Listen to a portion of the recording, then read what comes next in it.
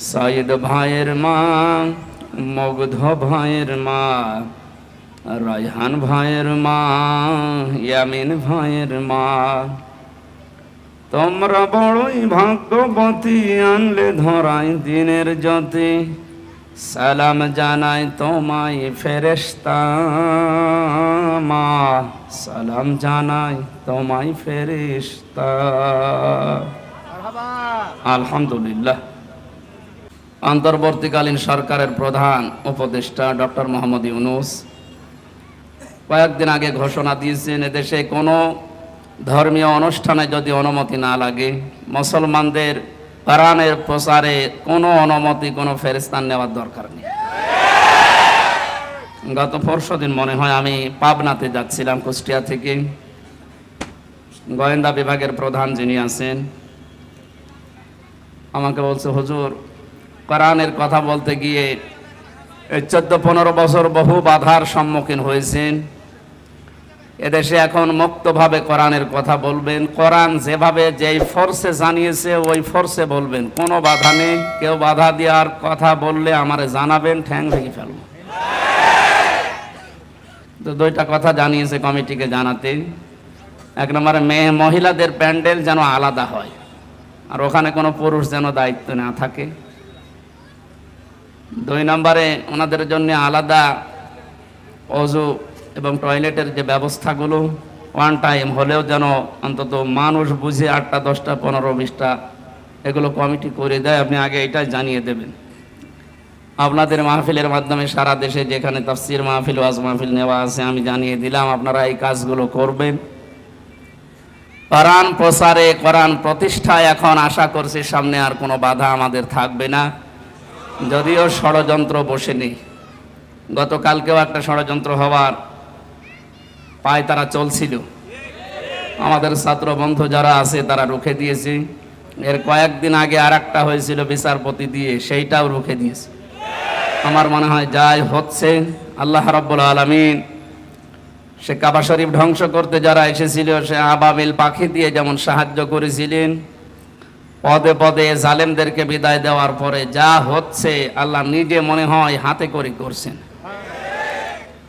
ইদা জা নাসরুল্লাহি ওয়াল ফাত, হে নবী, যখন সাহায্য আসবে আল্লাহর, আপনি তখন বিজয় দেখতে পাবেন।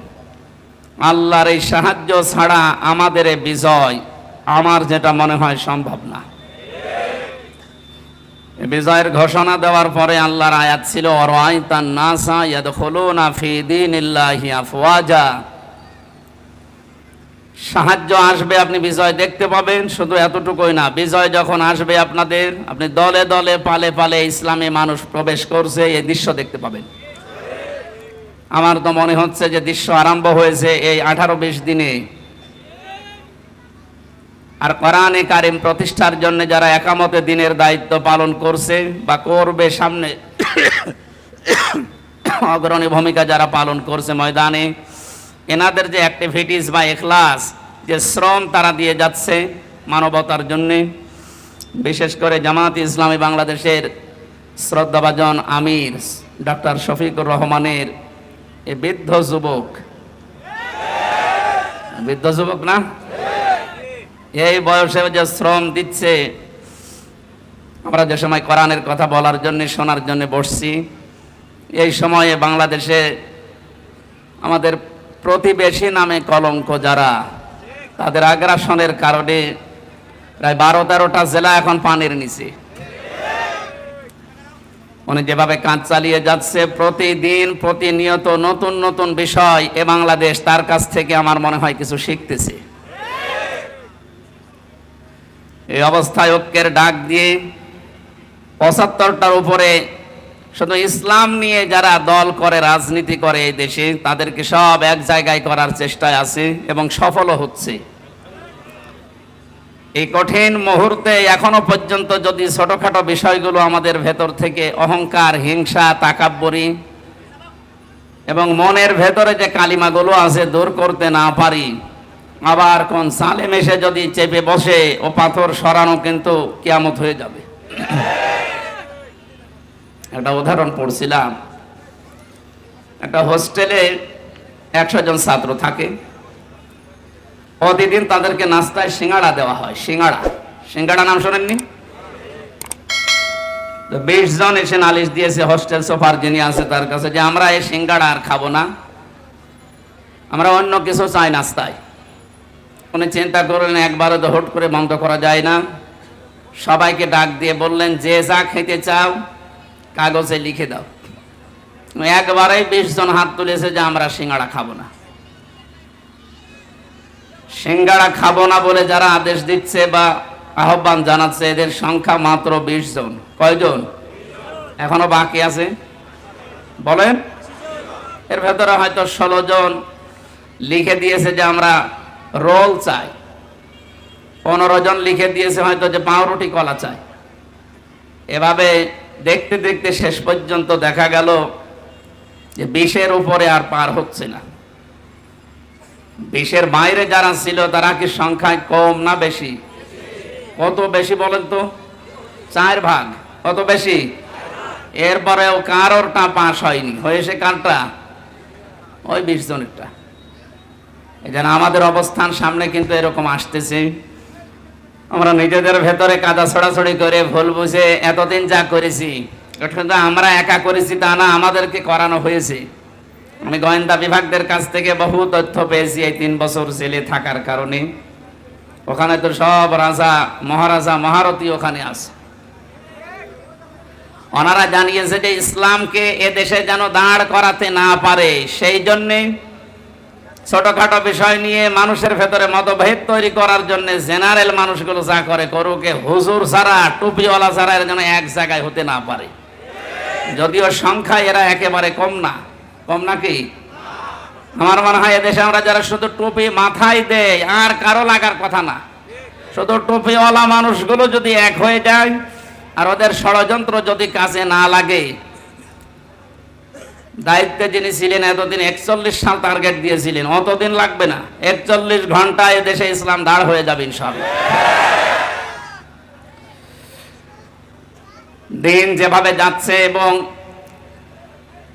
বিভিন্ন জেনারেল মানুষগুলো, এমনকি আজকে 3 জন হিন্দুকে দেখলাম তারা ডাক্তার শফিকুর রহমানের হাতে হাত দিয়ে ইসলামী আন্দোলন করবে, জামাতে ইসলামী বাংলাদেশে ওরা অলরেডি যোগ দিয়েছে। মূর্খ মানুষ না তারা, প্রত্যেকেই শিক্ষিত, সবগুলো বিশ্ববিদ্যালয় থেকে অনার্স মাস্টার্স করা।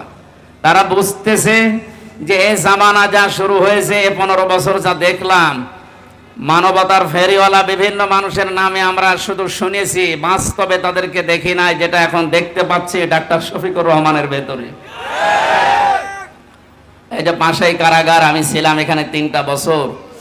ডাক্তার শফিকুর রহমান সাহেব 4 তলায় ছিলেন, আমরা ছিলাম, উনি 2 তলায় ছিলেন, আমরা ছিলাম 4 তলায়।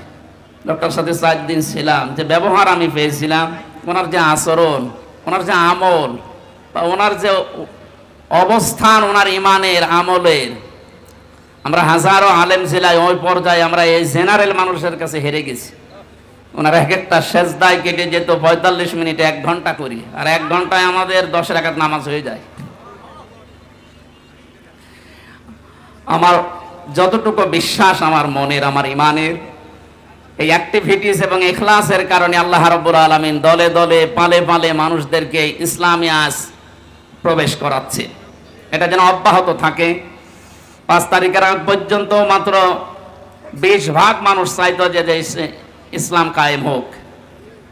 এই 18-19 দিনের ব্যবধানে এখন প্রায় 35 ভাগের উপরে মানুষ অলরেডি চাচ্ছে যে দেশে ইসলাম দিয়ে, কোরআন দিয়ে দেশটা চলুক। আমরা তো দেখলাম এই 53 বছর, যদিও আমরা 33 বছর, আমার মুরব্বী যে বসে আছে, এই সমস্ত মানুষগুলো তো দেখেছে যে বাবা চালিয়েছে যে কেমন লাগে না, দেখে নাই? স্বামীও চালিয়েছিল, মানুষ দেখেছে। চাচা চালিয়েছে, জোর করে হোক আর যেভাবে হোক, তাও মানুষ দেখেছে। বউ চালাইলো দেখলাম, অন্তত আমি দেখেছি। ভাবিও চালিয়েছিল, দেখেছিলাম। এখন শুধু দেখতে বাকি আছে যে এ কোরআন দিয়ে দেশ চললে কেমন দেখা যায়। এটা দিয়ে চালান, এই কারাগার লাগবে না। কারাগার লাগবে কোন কারণে? এটা দিয়ে চললে অপরাধ হলে যে সঙ্গে সঙ্গে বিচার হয়ে যাবে, অপরাধ শেষ। এখানে বছরের পরে বছর মানুষকে কারণে অকারণে আপনি আটকিয়ে বেকার কষ্ট দেবেন কোন কারণে? আমি যে সিঙ্গাড়ার উদাহরণ দিলাম, 100 জনের মাত্র 20 জন চায়, 80 জন মানুষ থাকার পরেও তাদেরটা পাস হয়নি। এই কারণেই এ বাংলাদেশের মুসলমানগুলো আজ আমরা যদি এক হতে পারতাম, এই 3 বছরে যে নির্যাতন, জুলুম, অত্যাচার শিকার আমরা হলাম, বিশেষ করে আলেমেরা 76 জন আলেম আমরা এক জায়গায় ছিলাম, হেফাজত ইসলাম বাংলাদেশ সহ চরমনায়ের কিছু মরিদ ভাই সহ আমরা। একজন হিন্দু ছিলেন জেলার, এ লোকটা আমার সামনে একটা মুসলমানকে, দাড়িওয়ালা মানুষকে একটু মনে হয় কমান্ড মানে নাই, এই জন্যে লোক দিয়ে যেভাবে পিটিয়েছে,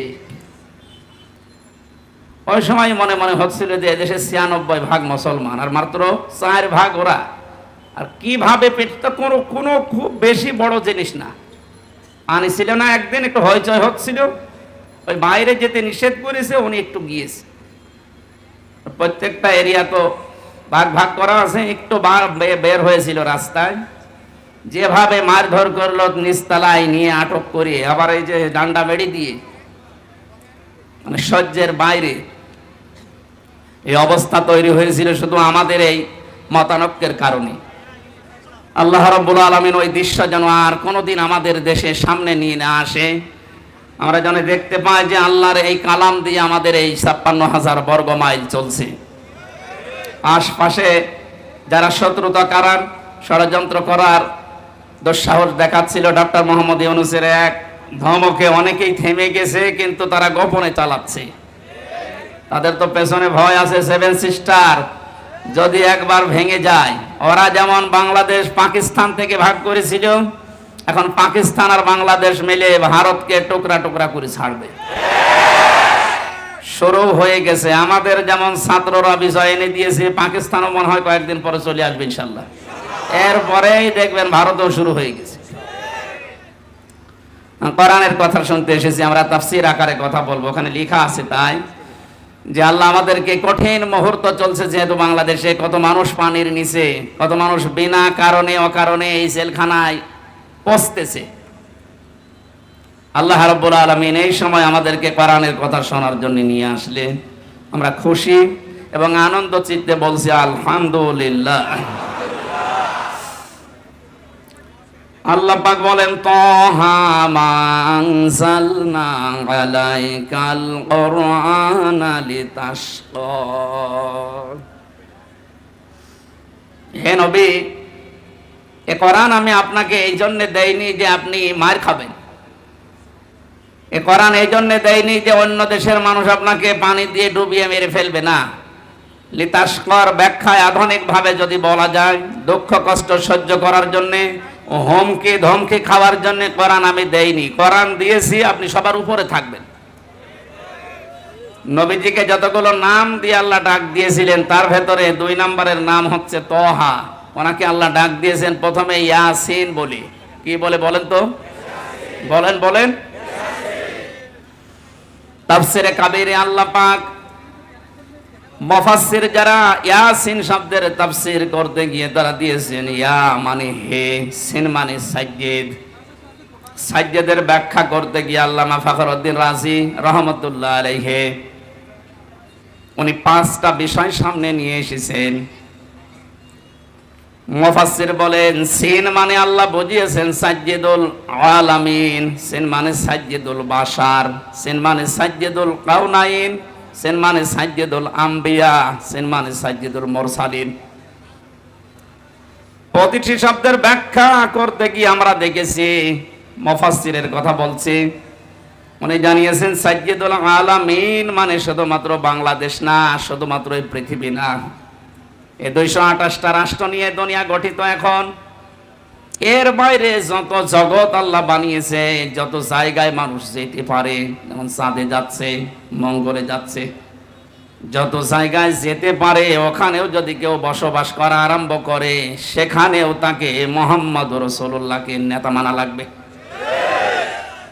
কারণ আল্লাহর ঘোষণা দেওয়া নেতা এ দুনিয়ায় একজনই, ইয়াসিন, হে নেতা পৃথিবীর অন্য কাউকে আল্লাহ এ শব্দ দিয়ে ডাকেননি হে নেতা, না, শুধুমাত্র মুহাম্মদ রাসূলুল্লাহকে আল্লাহ ইন্ডিকেট করেছেন।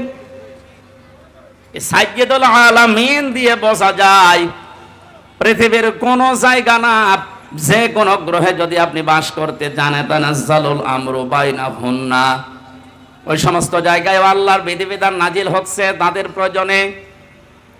এই জন্য যদি মঙ্গলে যান, সেখানে যদি রাসূলুল্লাহকে নেতা মানা লাগে, তাহলে পৃথিবীর এমন কোন জায়গা আছে যেখানে বিশ্ব নবী বাদ দিয়ে অন্যের নেতৃত্ব মানা যায়?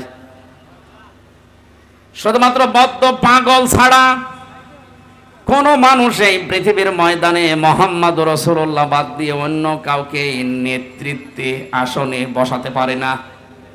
এই শব্দটা বারবার উচ্চারণ করছি আমি খেলা করার জন্য না। গাজীপুরবাসী খুব খেয়াল করে শোনেন, এটা দুনিয়ার সাথে যদি সম্পর্কিত হতো, আল্লাহর কসম আমি এ জায়গায় বলতাম না, এটা সম্পর্কিত আখিরাতের সাথে। আল্লাহ পাক জানিয়েছেন ময়দানে মহাশারে মানুষ যখন হাজির হবে, ওই সময়ে মানুষকে আমি বিচারের কাঠগড়ায় দাঁড় করানোর জন্য 3টি স্টেপে সাজাবো। প্রথমেই মানুষকে ডাক দেওয়া হবে আল্লাহর সামনে দল দল করে। কোরআনে কারীম জানাচ্ছে অকুল্লুহুম আতিহি ইয়াউমাল কিয়ামাতি ফারদা। সূরা মরিয়মের 95 নম্বর আয়াত। আল্লাহ পাক বলেন কিয়ামতে প্রতিটি মানুষকে আমি আল্লাহর সামনে দাঁড় করাবো স্রেফ একা একা। কয়জন করি? এদের স্বাধীন হয়ে গেল কয়েকদিন আগে, দ্বিতীয় স্বাধীনতা বলা হচ্ছে। এরপরে অনেক ভণ্ড এখনো বসে নেই এই কথাটাকে কোরআনের বিরুদ্ধে পুরা উল্টা সাজিয়ে মানুষকে এখনো ধোঁকা দিয়ে বোকা বানাচ্ছে। কোনো চিন্তা করবা না, চিন্তা নেইও, আমরা আছি, পার করে দেব। দুনিয়ার এই ছোট্ট জীবনে যদি অনেকে পার করতে গিয়ে ধরা খায়, কিয়ামতের ওই কঠিন ময়দানে আল্লাহ আপনাকে ডাকবে। কোনো মানুষ আপনার সাথে প্রথম স্টেপে থাকবে না, স্রেফ আপনি একা সামনে দাঁড়াবেন আল্লাহর। একটু নিজের দিকে তাকিয়ে পেছনের জীবনের দিকে একটু হিসাব মিলান তো। সত্যি যদি আল্লাহ আপনাকে ডাক দিয়ে বলে পড় ইকরা কিতাবাকা কাফা বিনাফসিকা লিয়াউমা আলাইকা হাসিবা।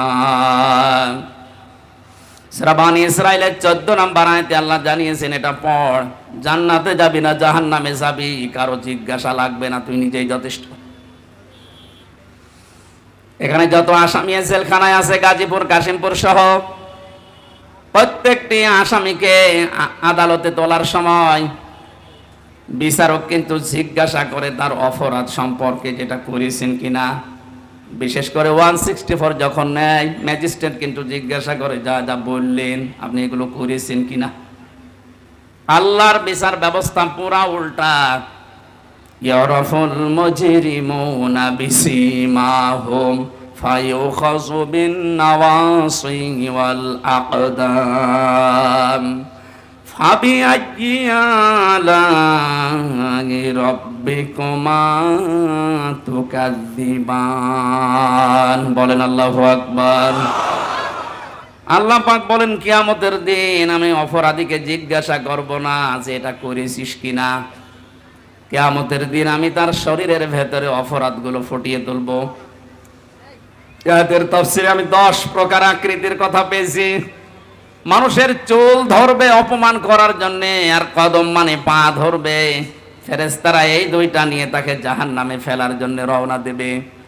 আল্লাহ পাক বলবেন দাঁড়া, সুম্মা ফি সিলসিলাতিন দারউহা সাবউনা দিরান ফাসলুকু।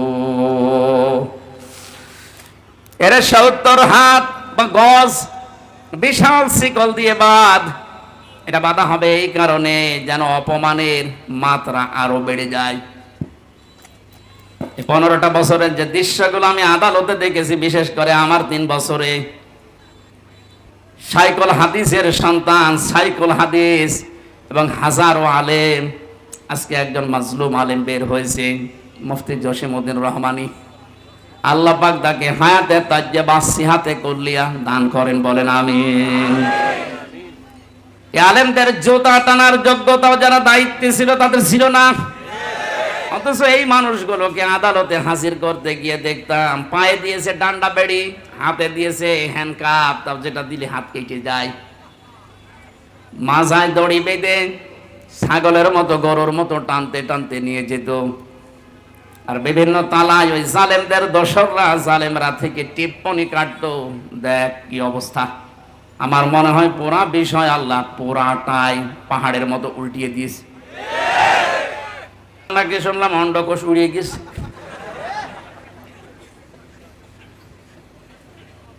এ শয়তানটা বিশ্ব নন্দিত মুফাসসিরে কোরআন শহীদ আল্লামা দেলাওয়ার হোসেন সাইদি রহমতুল্লাহ আলাইহি তাকে ফাঁসি দেওয়ার জন্য যে গর্ববোধ করেছিল যে আমি তাকে ফাঁসি দিয়েছি,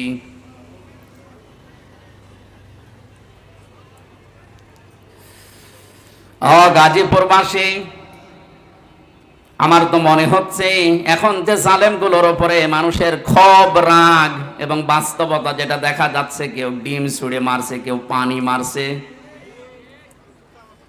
কেউ কিল ঘুষিত ফিরে আসে, এগুলো সব আমার যতটুকু ধারণা নবীর ওই হাদিস অনুযায়ী এটা আলেমদের বরদোয়ার ফল।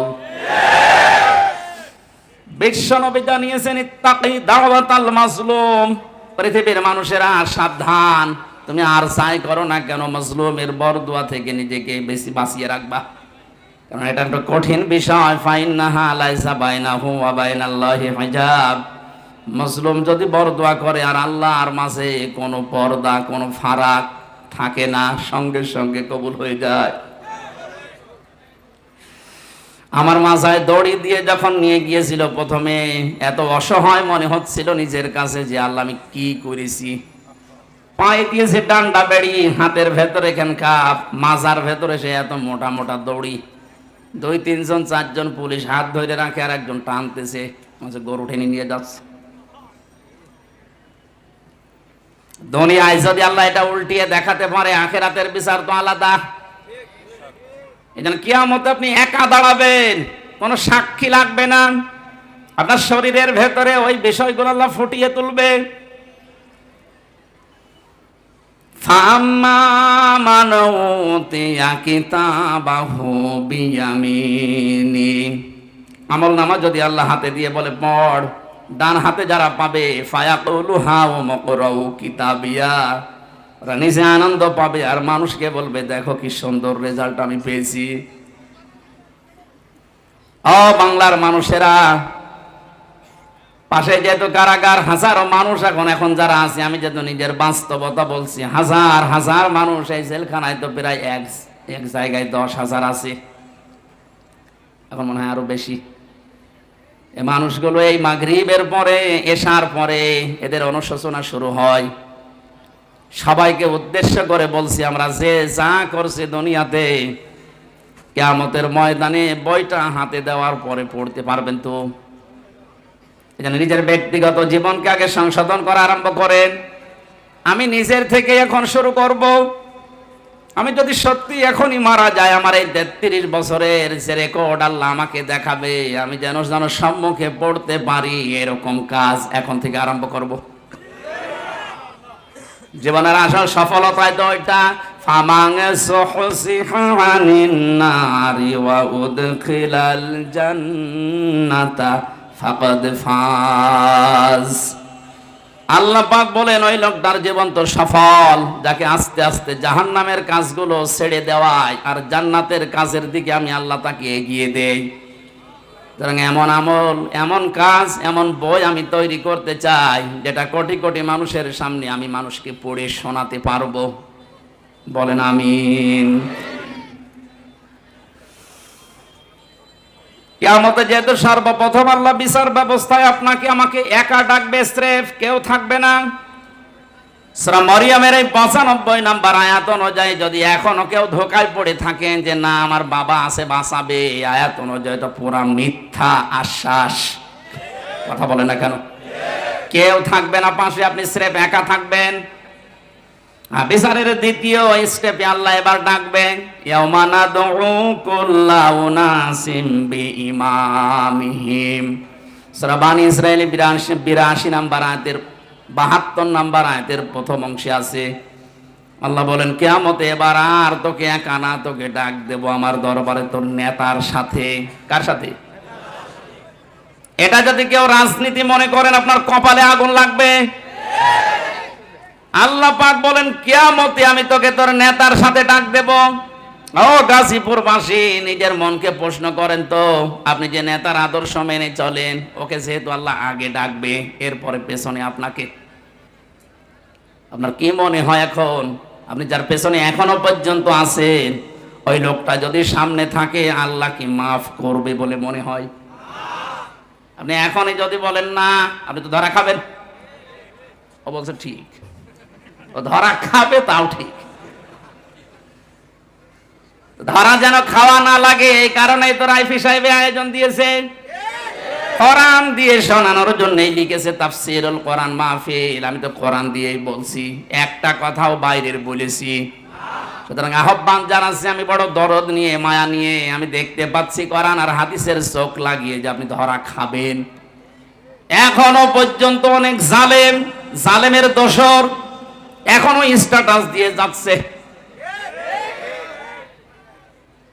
আমার মনে হয় যার মনের ভেতরে বিন্দু পরিমাণ একটু বিবেক, একটু অনুশোচনা কাজ করে, তার সামনে যদি শুধু আয়না ঘরটা ভেসে আসে, কোনোদিনও জালেমের পক্ষে স্ট্যাটাস দেওয়ার কথা না।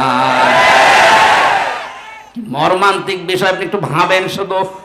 আমি মাঠের নিচে ছিলাম, কি অসহায় মনে হয় নিজেকে, তাও তো আমার একটু বড় জায়গা ছিলাম, কিন্তু ব্যারিস্টার আরমান, আমান আজমি ভাই সহ যারা ছিলেন ওদের কবরের মতো জায়গায় রেখে দিত। এই জুলুমের সাথে যারাই জড়িত, এখনো যদি বিশ্বাস না হয়, যারা দায়িত্বে আছে তাদেরকে বলবো, এই আয়না ঘরটা টুরিস্ট স্পেস হিসাবে রেখে দেন, মানুষ যেন, তামাম দুনিয়ার মানুষ বোঝে যে এই পৃথিবীতে একজন জালেম ছিল। এটা জুলুমের একেবারে সর্বোচ্চ পর্যায়।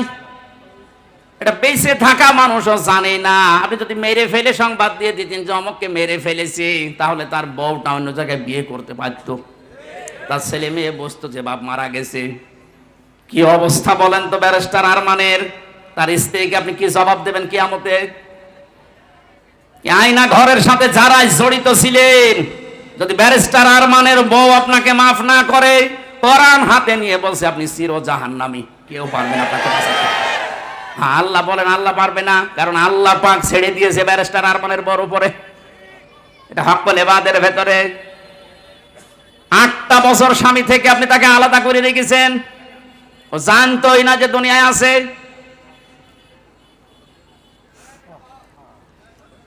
আমি কয়দিন থেকে আমার অবস্থা হালচাল শেষ হয়ে গেছে, আর সে 8টা বছর। এরপরও যদি কোনো মানুষ জালেমের পক্ষে কথা বলে, কি বলেন তো, বলে বিবেক কি বলে তার? আপনার বিবেক বলে কিছু আছে? আর নেই। তো বাস্তব কথা বলছে, আপনি কিন্তু ধরা খাবেন, আমি দেখতে পাচ্ছি। এখনো আদর্শ ঠিক করেন। বহু মানুষকে দেখলাম কিচ্ছু হয়নি, এখন যেহেতু বাঘে আসে, শুধু এইটা দিয়ে চললে কেমন দেখা যায়। চর্মচোখে আল্লাহ তুমি আমাদেরকে অন্তত তাড়াতাড়ি দেখার তৌফিক দাও যে কোরআন দিয়ে দেশটা চলছে। অন্য কোনো দিকে না নিয়ে বিবেকের দিকে নিয়ে যান, আমি আপনাকে বাঁচাতে চাই। সত্যি আমরা কিন্তু ধরা খেয়ে যাব যাদের আদর্শ ঠিক নেই। এই মুহূর্ত থেকে আমি আশা করছি পাল্টাবেন। 2 নম্বরের ব্যাখ্যায় পেয়েছি, আল্লাহর নবী জানিয়েছেন, আমাকে আল্লাহ ইয়াসিন বলে ডাক দেওয়ার কারণে, সিন মানে সাইয়্যিদুল আলামিনের পরে সিন মানে সাইয়্যিদুল বাশার। সিন মানে কি? বাশার মানে মানুষ। সুবহানাল্লাহ, আলহামদুলিল্লাহ, লা ইলাহা ইল্লাল্লাহ, লা ইলাহা ইল্লাল্লাহ, মুহাম্মাদুর রাসূলুল্লাহ। এখানে মানুষ আমরা যারা দাবি করছি, এখনই সিদ্ধান্ত পাল্টিয়ে যান যদি এর আগে ভুল করেও থাকেন, যে আমি এখন থেকে যতদিন আছি মুহাম্মাদুর রাসূলুল্লাহ ছাড়া কাউকে আদর্শ মানি না, মানবো না। সাইয়্যিদুল কাওনাইন শুধু এই জগতে না, আমার আরেকটা জগৎ আছে, ওখানেও লাগবে তাকে। কিয়ামতের সুপারিশ করার জন্য আল্লাহ সর্বপ্রথম যাকে অনুমতি দেবেন তিনি আমাদের নেতা মুহাম্মাদুর রাসূলুল্লাহ। যার অনুমতি ছাড়া আল্লাহর বানানো জান্নাতে যাওয়া যাবে না। এখনই তাকে ঠিক করে তারপরে মরেন। তিনি শুধু সাধারণ মানুষের না, সাইয়্যিদুল আম্বিয়া, নবীদেরও নেতা ছিলেন। শুধু নবী না, সাইয়্যিদুল মুরসালিন, রাসূলদেরও তিনি আদর্শ ছিলেন, নেতা ছিলেন। আল্লাহ পাক তাকে প্রথমে এই নামে ডাক দিয়েছেন, ইয়াসিন। 2 নম্বরে বলেন তোহা। এটা নবীজির নাম। রাসূলুল্লাহকে আল্লাহ সম্বোধন করেন মানসালনা আলাইকাল কুরআনা লিতাশকা। হে নবী, আপনাকে আমি কোরআনটা এই জন্য দেইনি যে আপনি অপমান হয়ে থাকবেন, অপদস্থ হবেন, না খেয়ে থাকবেন, বন্যার পানিতে ডুবেই মরে যাবেন না। কোরআন দিয়েছি এগুলো সব মোকাবেলা করার জন্যে। জোরে বলেন সুবহানাল্লাহ। এটা মোকাবেলা করার জন্য যদি কোরআন দিয়ে থাকেন তাহলে কোরআনকে ওই পর্যায়ে নিয়ে যাওয়া লাগবে যেখানে কোরআন গেলে চিন্তা থাকে না, দুঃখ থাকে না। ওয়ালা তাহিনু ওয়ালা তাহসানু ফামান তাবিআ হুদায়া ফালা খাউফুন আলাইহিম ওয়ালা হুম ইয়াহজানুন। আমার পাঠানো হেদায়েত যদি অনুসরণ করতে পারো, অনুসরণ করা যায়, যেখানে গেলে ওই জায়গায় যদি নিয়ে যেতে পারো। প্রশ্ন আসতে পারো, অনুসরণ তো করি। হ্যাঁ, আজ আমাদের অনেকের ঘরে ঘরে কোরআন শরীফ আছে, কিন্তু যেখানে থাকা দরকার ওই জায়গায় না থাকার কারণে আজ হাজারো মানুষ জায়েজ জিনিস জায়েজ জানার পরও মানতে পারছি না। যেখানে গেলে জায়েজটা জায়েজ ভাবে মানা যায় আর হারামটা হারাম জানার পরে ছেড়ে দেওয়া যায়, এই জায়গায় কোরআনকে পৌঁছিয়ে দেওয়ার দায়িত্ব এখন আমাদের। আর সে সময় এবং সুযোগ আমাদের সামনে ইনশাআল্লাহ আসতেছে। এরপরও যদি আপনি ভুল করে ফেলেন, আমার মনে হয় বারবার আল্লাহ সুযোগ দেবে না। কথা বলে না কেন? মান ক্বারাআল কুরআনা ফাস্তাযহারাহু, যে ব্যক্তি কোরআন পড়ে এবং কোরআনকে দাঁড় করানোর জন্য স্পষ্ট এজহার মানে বিজয় করা। এজহার মানে কি? কোরআনকে বিজয় করার জন্য যারা চেষ্টা চালায়, ফাহাল্লা হালালাহু ওয়া হারামা হারামাহু, এর হালালকে হালাল জেনে আঁকড়িয়ে ধরে, হারামকে হারাম জেনে ছেড়ে দেয়, আদখালাহুল্লাহুল জান্নাহ। হে নবী, আপনি বলেন আল্লাহ পাক তাকে জান্নাতে দিয়েই দিয়েছে। জান্নাতে দেবে না, জান্নাতে দিয়ে দিয়েছে। সুতরাং এমন একটা দেশ এখন কোরআনে কারিম দিয়ে গঠন করা দরকার যেখানে বসবাস করলে জান্নাতে যাওয়ার গ্যারান্টি পাওয়া যায়। হজ করতে যারা যান, এই যে মানুষগুলোকে আমি দেখেছি 16 সালে কি নিয়ে আসে মানুষ ওখান থেকে। আসার সময় হয় তসবিহ নেয়, পাথর নেয়, জায়নামাজ নেয়, আতর নেয়, আর বাকি কিছু কিছু জিনিস নিয়ে আসে, স্বর্ণ। ওখান থেকে নিয়ে আসার কথা ছিল কি, আরাফাতের ময়দানে অবস্থান করে যখন আবার আসতেছেন 9 তারিখে, মুজদালিফার যে ময়দানটা আছে, লক্ষ লক্ষ নারী পুরুষ খোলা আকাশের নিচে, কোনো অভিভাবক লাগবে না, একা একা শুয়ে আছে, পাশে যুবতী মেয়ে আছে। কোনোদিন কারো আজ পর্যন্ত সাহস হয়নি যে একটু তাকায়। কথা বলে না কেন? যেমন তেমন মেয়ে লোক না, বিশ্ব সুন্দরী যারা, তারাও শুয়ে আছে। এ কঠিন পরিস্থিতিতে যদি কোনো মানুষ আজ পর্যন্ত এটা প্রমাণ করতে না পারে যে এখান থেকে 5টা মেয়ে হাইজাক হয়ে গেছে, শুনেছেন কোনোদিন? 5টা মেয়ে সম্ভ্রম হারিয়ে ফেলেছে, শুনেছেন কোনোদিন? 5টা ধর্ষণের শিকার হয়েছে, শুনেছেন? আপনি এটা নিয়ে আসতে পারেন না। কোরআনের নিয়মটা থাকার কারণে যদি খোলা আকাশের নিচে মরুভূমির ভেতরে এত বড় একটা নিরাপত্তা গ্যারান্টি পাওয়া যায়, 56,000 বর্গ মাইল যদি এইটা দিয়ে চলে, পুরাটাই আমার মনে হয় আল্লাহ মুজদালিফার মতো নিরাপত্তা দিয়ে দেবে। এই জন্য আমাদের আসল কাজ হবে এখন এইটাকে উপরে তোলার। চেষ্টা চালাচ্ছে যারা, আল্লাহ তাদের এই চেষ্টার ভেতরে যেন ইখলাস আরো বাড়িয়ে দেন, তাদের শরীর স্বাস্থ্য আল্লাহ যেন সুস্থ রাখেন। সবাই বলেন আমিন। দরুদ পড়ছি, সালাম পাঠাচ্ছি আমাদের নবী মুহাম্মদ রাসূলুল্লাহর উপরে, যিনি আর্থ মানবতার মুক্তির জন্য দুনিয়াতে এসেছিলেন। এখন তার আদর্শটা দিক বিদিক ছোটাছুটি করছে মানুষ, এই কারণে আমরা এখনো পর্যন্ত অসহায় হয়ে আছি দুনিয়ার ময়দানে। আল্লাহ যে উদ্দেশ্য নিয়ে তাকে পাঠিয়েছিলেন, তাকে যদি আমরা ওইভাবে গ্রহণ করতে পারি, এখনো আমরা নেতৃত্বের জায়গায় যেতে পারবো ইনশাআল্লাহ। আল্লাহ যেন ওটা দেখার তৌফিক আমাদের দেন, বলেন আমিন। আজকের আমার আলোচনার বিষয় হচ্ছে ঈমান আনার কিছু শর্ত আছে। এখানে আর একটা আলোচনা আছে সামনে, ওখানে ঈমান নষ্ট হয়ে যায় কি করলে, ওই বিষয়গুলো আমি কোরআন আর হাদিস দিয়ে তুলে ধরবো। আজকের আলোচনার বিষয় ঈমান আনলেই না, আমরা যেহেতু ঈমান পাইনি, আমরা ঈমান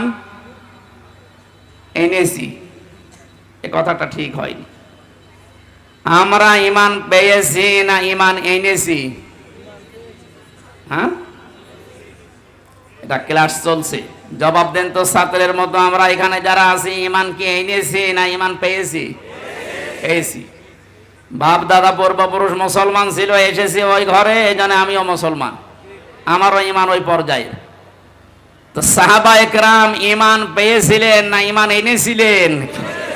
কোরআনে কারিমে আল্লাহ যে বারবার ডাক দিয়েছেন, ঈমান পেয়েছো যারা না ঈমান এনেছো যারা? ইন্নাল্লাযীনা আমানু, নিশ্চয় যারা ঈমান পায়, কি যারা ঈমান আনে। তাহলে ঈমান আনার বিষয়, ঈমান যদি কেউ আনতে চায়, বিশ্ব নবীকে আল্লাহ জানিয়েছেন, হে নবী তারা যেন আপনার কাছে আসে যারা ঈমান আনবে বলে 6টা বিষয় তাদেরকে জানাবেন, যে এই 6টা হচ্ছে ঈমান আনার শর্ত। সূরা মুমতাহিনার 12 নম্বর আয়াতে আল্লাহ এই দলিলগুলো দিয়েছেন। বিশ্ব নবীর কাছে যে মেয়েরা আসতো বায়াত নেওয়ার জন্যে, নবীজি জানিয়েছিলেন পর্দার আড়ালে বসো, তোমাদেরকে আমি বায়াত দিতে রাজি আছি, কিন্তু 6টা বিষয় ওয়াদা করে যাও যে জীবনে কোনোদিন করবা না।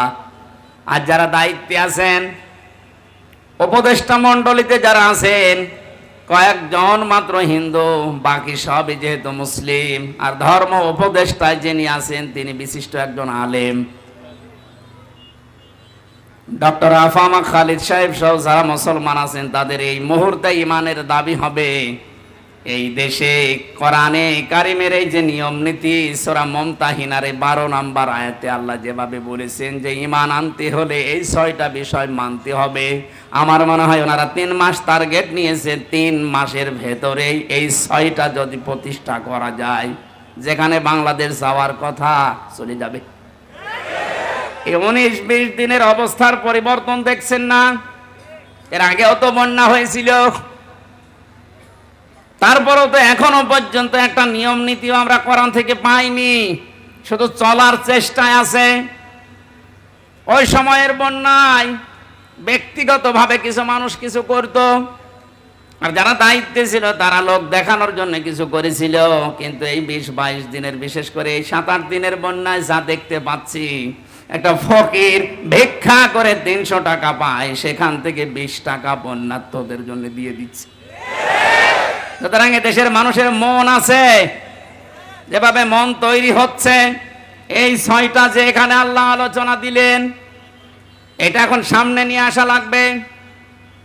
বায়াত শব্দটা আল্লাহ এখানে দিয়েছেন, কোরআনে কারীম জানাচ্ছে, ইয়া আইয়ুহান নাবিয়্যু ইযা জাআকাল মুমিনাতু ইউবাইয়ুনাকা, হে নবী মুমিন নারীরা যখন আপনার কাছে আসবে, যারা ঈমান আনতে চায় যে আমি মুসলমান হব, আমি ঈমানদার হব, আপনার কাছে যারা বায়াত নিতে চায়, আপনি তাদেরকে 6টা বিষয় পরিষ্কার করবেন যে তোমরা মানবা কিনা বলো। যদি এই 6টা বিষয় তারা গ্যারান্টি দিতে পারে, তারা আমি আল্লাহকে গফুর আর রহিম হিসাবে পাবে। বলেন আল্লাহু আকবার। দেখেন তো, আমরা যারা ঈমানদার বলে দাবি করেছিলাম, এখনো করছি, সামনে করবেন, এই 6টা বিষয় আমরা মানতে পারি কিনা। এক নম্বরে আল্লাহ ঘোষণা দিয়েছেন, আলা আল্লাহ ইউশরিকনা বিল্লাহি শাইআ। হে নবী, তাদেরকে জানান, তোমরা দুনিয়ার যাই করো না কেন, শিরিক করবা না আল্লাহর সাথে, অংশীদার স্থাপন করাবা না, তার সাথে পার্টনারশিপ করা যাবে না। এই কথাটা যেহেতু পৃথিবীর যত জাতি আছে মুসলমান বাদ দিয়ে সবার বিরুদ্ধে যায়, এই জন্য আয়াতের ব্যাখ্যা করলে দুনিয়ায় মুসলমান বাদ দিয়ে যত জাতির লোকেরা আছে তারা আমাকে শত্রু মনে করে। আল্লাহর সাথে পার্টনারশিপ করা, শিরিক করা, এটা শুধুমাত্র মুশরিকরা করেছে তা না, দুনিয়ায় যত জাতি আছে সব আল্লাহর সাথে শরীক করে ফেলেছে। সেটা ইহুদি হোক, খ্রিস্টান হোক, বৌদ্ধ হোক, মুশরিক হোক, কথা বলে না কেন? নবীর ঘোষণা ছিল, আল্লাহ পাক জানিয়েছেন আপনার কাছে যারা আসবে তারা যেন শিরিক না করে, এইটার গ্যারান্টি দিতে বলেন। আমরা এই শিরকুন শব্দের ব্যাখ্যা পড়েছি, শিন র কাফ। শিরিক প্রধানত 4 প্রকার হয়: শিরিক বিজাত, শিরিক বিসিফাত, শিরিক বিল ইখতিয়ারা, শিরিক বিল হুকুক। তাফসীরের ভাষায় আমরা ভাগ করে করে দেখেছি, এক একটা 4 ভাগ করে হয়, 4 4 16 ভাগ। এরপরে ওইটা আবার 4 ভাগ করা যায়। শেষ পর্যন্ত আমি মিলিয়ে দেখেছি ফি জিলালিল কোরআনে 120 প্রকার শিরিক এই পৃথিবীতে মানুষেরা আল্লাহর সাথে করতে পারে। পয়েন্ট আকারে বলতে গেলে দেরি হয়ে যাবে, আমি কয়েকটা পয়েন্ট শুধু মনে করাচ্ছি। আল্লাহ যেটা পারে ওইটা অন্য কেউ পারে, এই বিশ্বাস করার নাম শিরিক। আল্লাহকে যে সম্মান দেওয়া হয়, ওই সম্মান অন্য কাউকে যদি কেউ দেয় ওইটা শিরিক। কথা বলেন না কেন? এ জাতিকে অনেকেই সূক্ষ্ম ষড়যন্ত্রের মাধ্যমে বিভিন্ন জায়গায় শিরিকের আমদানি করে জাতিকে মুশরিক বানানোর জন্য উঠে পড়ে লেগেছিল। গুরুত্বপূর্ণ ভূমিকা যারা পালন করেছে, বিভিন্ন দাদাদের কথা শোনার মাধ্যমে, তার ভেতরে শিক্ষা ব্যবস্থায় যে 2 জন ছিল পরপর, এই 2টা কোথায় পৌঁছিয়েছে শিক্ষাকে? কোটি কোটি টাকা খরচ করে একজন মানুষকে বিভিন্ন মোড়ে মোড়ে দাঁড় করিয়েছে। কি সম্মান তার দিলেন আপনি?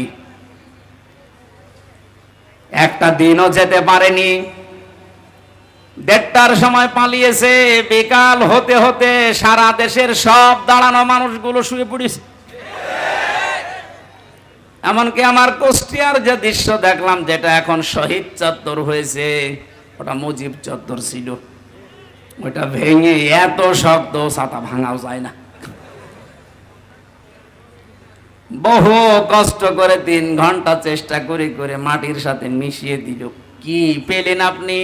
এই যে কোটি কোটি টাকাগুলো, ওগুলো যদি এখন থাকতো, অন্তত ওই টাকা এখন বন্যার্থদের ভেতরে দেওয়া যেত।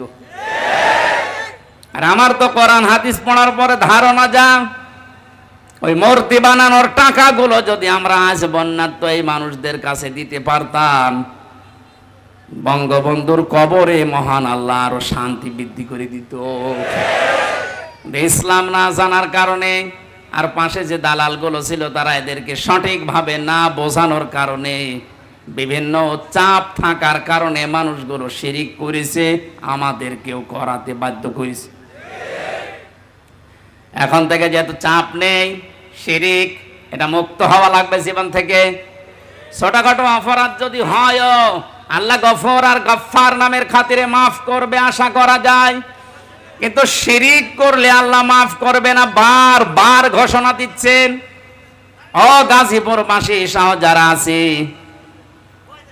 এই কথাটা গ্যারান্টি আজকে দেওয়া লাগবে যে আগুনে যদি পুড়িয়ে ফেলেন, যদি টুকরা টুকরা করে ফেলেন, ওই ঝিনাইদহ এমপির মতো করেন, ঝিনাইদহ এমপিকে হিরণ নামে তারে পিটিয়ে মেরে উলঙ্গ করে 4 রাস্তার মোড়ে টাঙিয়ে রেখে থাক, এরকমও যদি আপনাকে করে দুনিয়ায়, জেলখানায় মাওলানা মুফতি জসিমউদ্দিন রহমানের মতো 11-12 বছর না, বিশ্বানন্দিত মুফাসসিরের 13 বছরের মতো না, 100 বছরও যদি আপনাকে রেখে দেয়, কোনোদিন আমি শিরিক করব না, এটার গ্যারান্টি নিয়ে মারা যেতে পারলে আপনি জান্নাতি।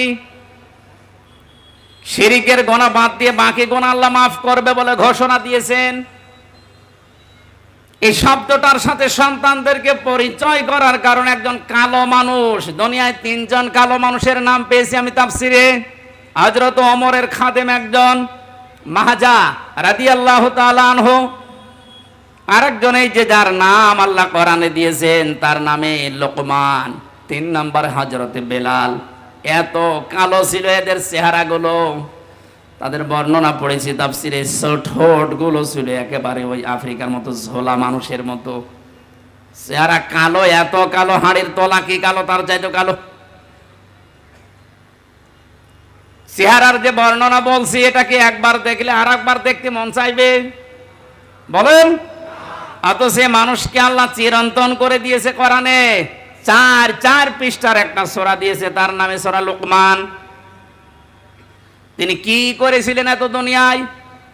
তার পুরা জীবনে আমি পড়ে দেখেছি, সর্বপ্রথম তার কাজ ছিল তার সন্তানকে তিনি ডাক দিয়ে এই শিরিকের বিষয়ে আল্লাহর সাথে পরিচয় করিয়েছিলেন।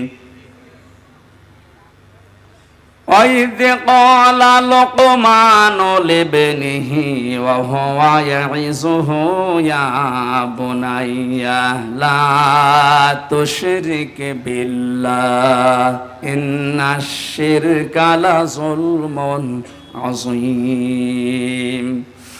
স্মরণ করো এই সময়ের কথা যখন হযরত লোকমান তার আদরের সন্তানকে ডাক দিয়ে বলেছিলেন, হে আমার আদরের সন্তান, তুমি কখনো আল্লাহর সাথে শিরিক করবা না, শিরিক হচ্ছে বড় জুলুম।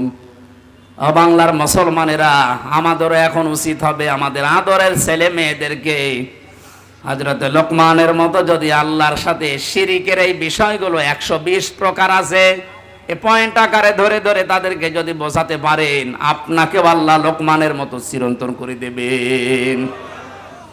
এইটাকে বাইপাস করে আমার সন্তানকে মুশরিক বানানোর জন্য যারা উঠে পড়ে লেগেছিল, আল্লাহ এখন নিজে তাদের শাস্তি দিচ্ছে। কারণ আল্লাহ সব সহ্য করে, শিরিক সহ্য করে না। এই জন্য পৃথিবীতে মুশরিকদের কোনো উন্নতি হয় না, কারণ ওদের প্রতি আল্লাহ নিজে লানত দিয়েছেন, সূরা জুমারে আছে। এত কঠিন কঠিন কথা শিরিকের বিরুদ্ধে আল্লাহ কোরআনে দিয়েছেন। শিরিক করা মানুষের জন্য আল্লাহর বানানো জান্নাত হারাম, এমনকি তাদের কোনো সাহায্যকারীও থাকবে না। এজন্য বাংলার মুসলমানের এই বিষয়টা খুব সতর্ক হওয়া লাগবে। আর যাই করি জীবনে যেন আমরা শিরিক না করি। শিরিকগুলো এখন একটা একটা করে পয়েন্ট আকারে বললে অনেক সময় লাগবে, আমি শেষ করছি। আপনারা একটু তাফসিরে ইবনে কাসির এই আয়াতে পাওয়া যায় শিরিক, এর ব্যাখ্যা দেওয়া আছে আর ফি জিলালিল কোরআনে। 2 নম্বরে চুরি করবেন না, ওয়ালা ইয়াসরিকনা, চুরি করা যাবে না। এখন যারা দায়িত্বে আছে, সামনে যারা আসবে, এটা একটু কঠোর হওয়া লাগবে যে চুরি এই শব্দটা যেন এদেশে না থাকে। এদেশ এমনি দাঁড়িয়ে যাবে, বরং যারা চুরি করেছে, চুরি করে বাইরে যারা টাকা পাঠিয়েছে, ওই টাকাগুলো যে কোনো ভাবে এদেশে নিয়ে আসা লাগবে। যদি দিতে না চায়, তাদের যা আছে এই দেশে স্থাবর অস্থাবর, এমনকি তাদের স্ত্রী সন্তান হলেও এই দেশের খেদমতে লাগানো লাগবে। কারণ ওই চুরি করা টাকা দিয়ে এতদিন বাহাদুরি করেছিলেন, এবার বোঝেন ঠেলা। রাষ্ট্রীয় নিয়ম নীতি ছাড়া যেহেতু সম্ভব না, এই আইনটা যেন পাশ না হয়, এই জন্য বহু মুশরিক এই দেশে চেষ্টা চালিয়েছিল, এমনকি আয়াতকে তারা বর্বর আইন বলে ঘোষণা দিয়েছে। এখন যারা সামনে যাবে তারা যেন এটা একটু মেনে নেওয়ার চেষ্টা চালান।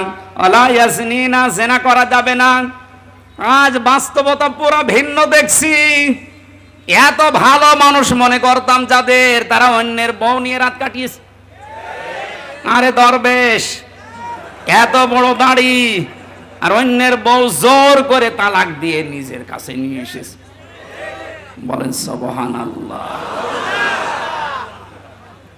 দরবেশের যদি এই হয়, বাকি যেগুলো নমো, এদের চরিত্র কোথায় গিয়ে পৌঁছিয়েছে? আর এরা আলেমদের বিরুদ্ধে ধর্ষণ মামলা দেয়।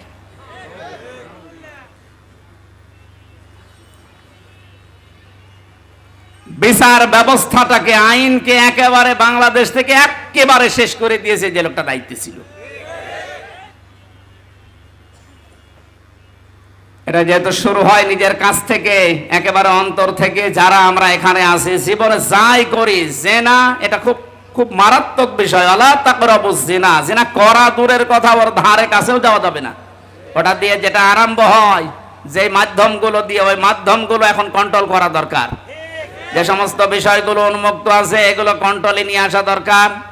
বিশেষ করে যিনি দায়িত্বে আছে, এখন মনে হয় নাহিদ ইসলাম আছে না, উনি যেন আরো শক্ত হন। কারণ মানুষের চরিত্রই যদি না থাকে তে কি আছে বলেন। এরপরে আল্লাহ জানিয়েছিলেন সন্তান হত্যা করা যাবে না, অপবাদ দেওয়া যাবে না। এর ভেতরে 3টা পয়েন্ট আমি তাফসীর থেকে পেয়েছিলাম। শেষ করবো না চালাবো? হ্যাঁ?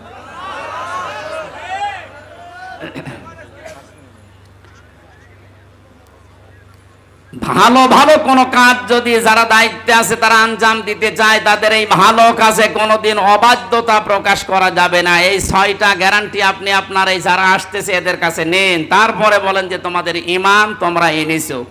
আল্লাহ আমি সহ যারা এখানে আছি এ বিষয়গুলো সামনে নিয়ে এসে কাজ করার তৌফিক দাও, আমিন। মাহফিলে এখনো আপনারা দেখছেন 2জন বক্তা আছে, আর আজকের আলোচনা আমার টাঙ্গাইলে। ভাই যে জানি, আমি তো জানি না যে এখানে মাহফিল আছে। কুষ্টিয়াতে একটা অনুষ্ঠান ছিল, বাংলাদেশ জামাত ইসলামী কুষ্টিয়া জেলা শাখার উদ্যোগে 500 আলেম আজকে এসেছিল। আমি ওখানে ছিলাম, মনে করলাম এটা বাদ দেবো। ওনারা বলেছিলাম 12টার দিকে যে ভাই এটা বাদ দিলে হয় না, না আসতে হবে। এই জন্য ওনারা 12টায় শেষ করি আমি চলে এসেছি। এখন আর মাত্র 1.5 ঘন্টার সময় আছে। টাঙ্গাইল সে ভুয়াপুরে যে ওঠা লাগবে, ওইটাই আমার আজকের মাহফিল। যেটা এখনো বড় ভাইরা 2জন আছে, আলী হাসান ওসামা ভাই আছে, শাহেদ জামাল উদ্দিন ভাই আছে, ওনারা বড় বড় মুফাসসির তাফসীর করবে। আমি আজকে শেষ করে দিচ্ছি ভাই, আগামীতে আরো আশপাশে যেখানে আছে ওই জায়গায় আমারে রাত 9টায় তুলে দিয়ে যতক্ষণ পারি কথা বলবো। এই মাহফিলের খরচের জন্য আমার এই যে সাইফি ভাই আপনাদের অনুরোধ জানিয়েছে, ভালো কাজে যেন টাকা আপনারা খরচ করেন। যারা এসেছেন 2-4 মিনিট ওনাদের সাহায্যের জন্য যারা যাচ্ছে একটু মন খুলে দিন। এই যারা আছেন কয় আপনার লোকজন আছে না ভেতরে? ওই যে যারা যাচ্ছে যুবকেরা, যতটুকু পারেন আপনি 1 টাকা হলেও দিয়ে যাবেন ভাই। আপনার 1টা টাকা হলেও কোরআন প্রসারে যেন থাকে, এটা সাদগায়ে জারিয়ার সওয়াব হবে। আল্লাহ আমাদের সমর্থ অনুযায়ী দান করার তৌফিক দিন।